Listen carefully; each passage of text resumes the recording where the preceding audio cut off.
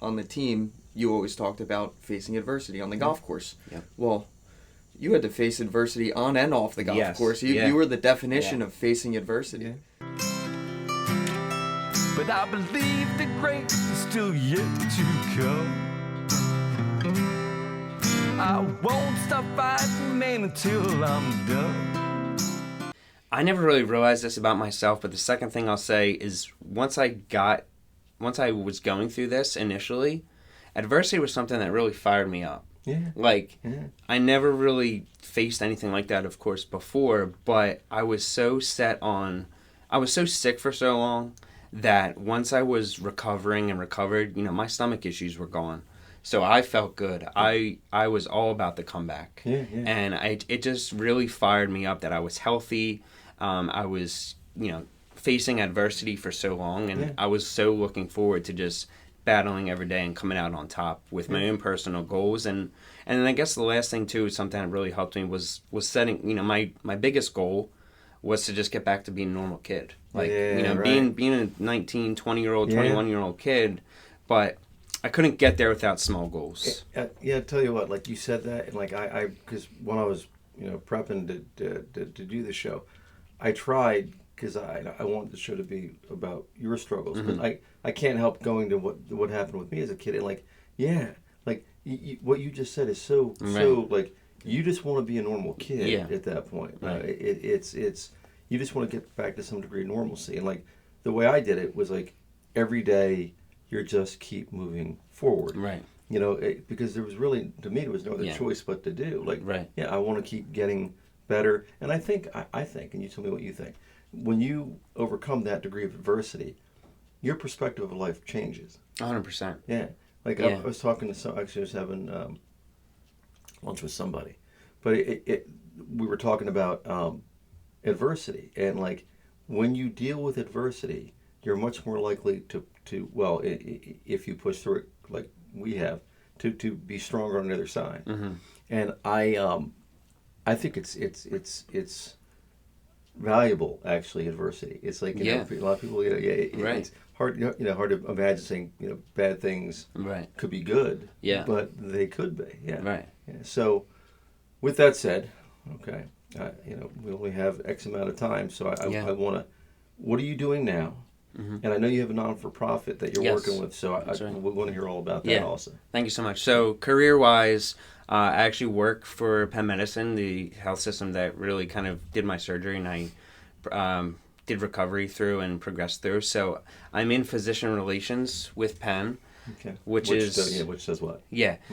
Which is connecting doctors to doctors, and you'd be really surprised at how many employed doctors in the same health system really don't know of each other. So there's lots of that, but then there's also this sense of kind of a sales marketing mentality with the non-affiliated groups that want to refer their patients to Penn.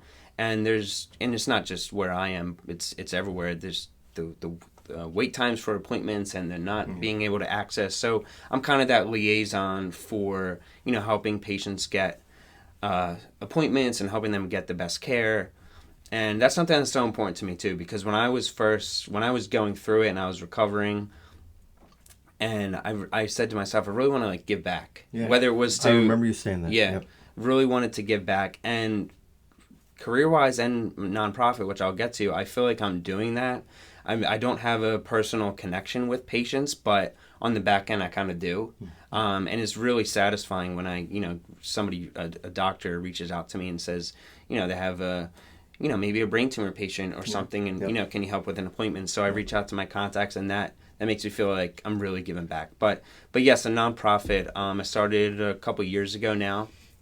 It's called Stay the Course. Something that really resonates well with me in aspect of life, but also the golf aspect too.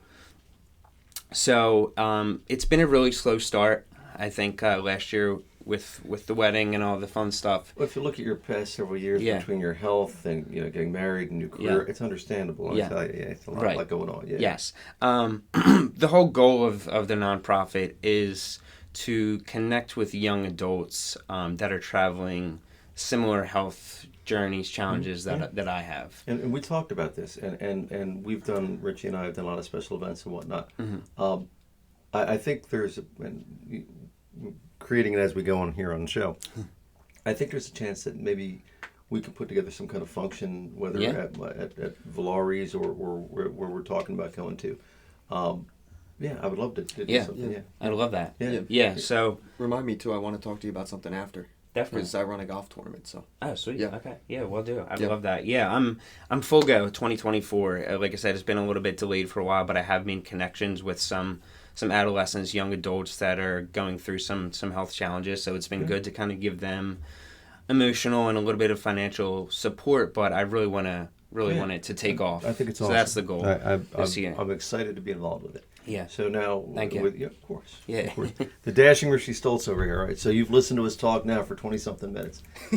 I'm interested because I know, obviously we all have our own demons and adversities too, and we can talk about that at a different show. But listening to Sean and knowing what I've been through and whatnot, what do you draw anything out of perspective of life or something that helps you motivationally to move forward from this? So, one thing that I've always kept in the back of my mind, when something goes wrong, I like to think it could be worse. Yeah. It could be worse. Yeah. And be a Cowboys fan. Richie's a Cowboys fan. Well, you got all Yankees, Giants stuff. Yeah, come on. You're no better. I like to win. Yeah. You're go no Birds. better. I'll just say it here. Go Birds. Go Birds. Yeah, that worked out well. Yeah. Maybe we will fight in this episode. Yeah. No, but I feel like, that always pulled me through. Is it could be worse. It could be harder. I could be dealing with something way more significant than what I'm dealing with now. Yeah. And the other thing is, and you already touched on it, is adversity. On the team, you always talked about facing adversity on the golf course. Yep. Well, you had to face adversity on and off the golf course. You were the definition of facing adversity. Yeah. And, that playing on the team with you and you being, you were, I think it was you, Colton, and Corey as the captains my freshman year. Yeah. And no offense to Colton and Corey, but I saw you as probably the best captain just because of the message behind you being on the team. No, thanks. The adversity that you had to face to be there. The way I see those three, for that. example, is Corey was the best player of the three. Yeah. Yep. Colton had the biggest personality of the three. Yeah. And you were the most inspirational of the three. Yeah. That's exactly the way I saw it. Yeah. I love that. Yeah. Yeah, very accurate. Yeah. But For sure. just the facing adversity. Again, you always talked about it, but being able to face that adversity, I might shank a golf ball, but you had to deal with all that plus that. Right. So it's I love it, and it just You saying I shank a golf ball? he didn't shank. well, everyone shanks a golf. If you I don't shank a golf ball, you're lying. Usually this I time of never year have. I get the shanks. I too. shanked two See? on the range the other day. I was sweating a little. We were given a lesson Yeah. on sand trap the other day, and I said to the kids' class, I wish I could be more help to you guys, but I've never actually been in a sand trap. Yeah. But anyway, so we got to wrap it up. But the adversity thing is awesome. I read another one of Malcolm Gladwell's books, and he talks about the relationship between being a genius and being successful. And there was Dr. Termine. He did his patients. He got they called them termites, and it was the most highly high IQ people like that he could find. So they studied, let's just say, I forgot the numbers, but the most highest IQs for the top 100 people on the planet or something like that. And there was absolutely zero relationship between being super, super smart and being successful. Zero. Okay. But, if you look at the CEOs of companies, usually always played a group sports team or for some kind of fraternal organization or battled some kind of major adversity. So I guess what I'm trying to say in a way is life is probably, a greater teacher than just being, super intelligent. Because Lord knows, I'm speaking for myself. I'm not super intelligent. But Nor am I, Bob. right, Me neither.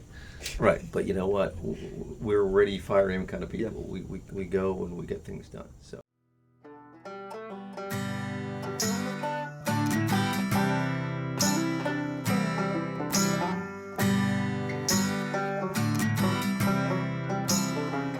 Glass of bourbon hard.